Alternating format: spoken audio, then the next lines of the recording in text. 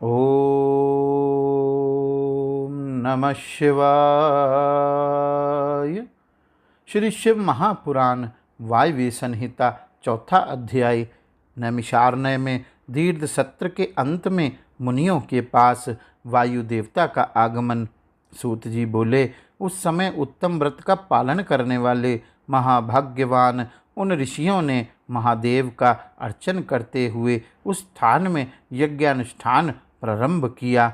उन महर्षियों का वह यज्ञ अनेक प्रकार के आश्चर्यों से वैसे ही परिपूर्ण था जिस प्रकार पूर्व समय में सृष्टि की इच्छा करने वाले विश्वश्रेष्ठा प्रजापतियों का यज्ञ था।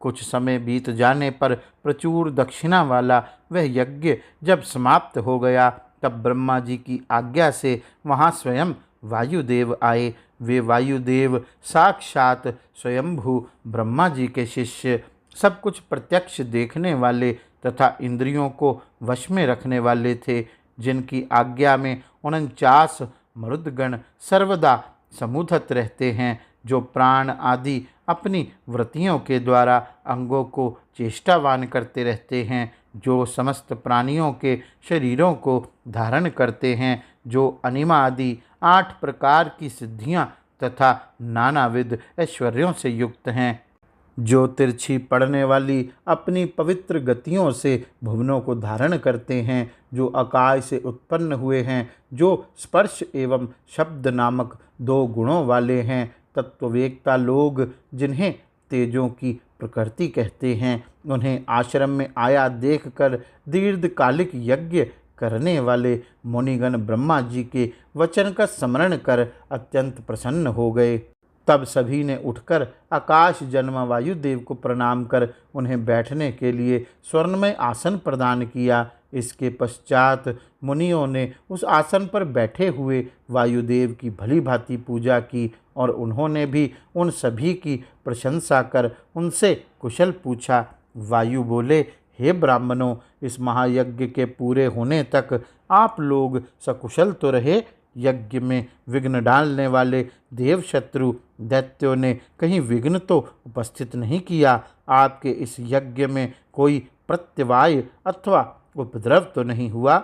आप लोगों ने स्तवन तथा मंत्र जप के द्वारा देवगणों का तथा पितृकर्मों के द्वारा पितरों का पूजन कर ठीक तरह से यज्ञानुष्ठान की विधि संपन्न तो कर ली। अब इस महायज्ञ के समाप्त हो जाने के अनंतर आप लोगों की क्या करने की इच्छा है? तब शिव भक्त वायु के द्वारा इस प्रकार पूछे गए सभी मुनि प्रसन्नचित्त तथा विनयावनत होकर कहने लगे। मुनि बोले, जब आप हमारे कल्याण की वृद्धि के लिए यहाँ आ गए हैं तो आज हम लोगों का पूर्णतः मंगल हो गया और हमारी तपस्या सफल हो गई। अब आप पहले का एक वृतांत सुनिए। तमोगुण से आक्रांत मन वाले हम लोगों ने पूर्व काल में विशिष्ट ज्ञान के निमित्त प्रजापति ब्रह्मा जी की उपासना की थी। तब शरणागतों की रक्षा करने वाले उन्होंने हम शरणागतों पर कृपा करके कहा, हे ब्राह्मणों, सभी कारणों के कारण रुद्रदेव सर्वश्रेष्ठ हैं। तर्क से परे उन रुद्र देवता को यथार्थ रूप से भक्तिमान ही देख सकता है और इन्हीं की प्रसन्नता से भक्ति मिलती है और अंत में मुक्ति भी प्राप्त होती है। अतः आप लोग इनकी प्रसन्नता प्राप्त करने हेतु नैमिषारण्य में यज्ञ नेमों में दीक्षित होकर दीर्घ सत्र के द्वारा परम कारण रुद्र का यजन कीजिए। तब उनकी प्रसन्नता से यज्ञ के अंत में वायुदेव आएंगे। उनके मुख से आप लोगों को ज्ञान लाभ होगा और कल्याण की प्राप्ति होगी। इस प्रकार का आदेश देकर ब्रह्मा जी ने हम लोगों को इस स्थान पर भेजा है। हे महाभाग, हम लोग आपकी प्रतीक्षा कर रहे हैं। दिव्य 1000 वर्ष पर्यंत हम लोग यहाँ बैठकर जो दीर्घ सत्र कर रहे थे उसका उद्देश्य आपके आगमन के अतिरिक्त अन्य कुछ नहीं था।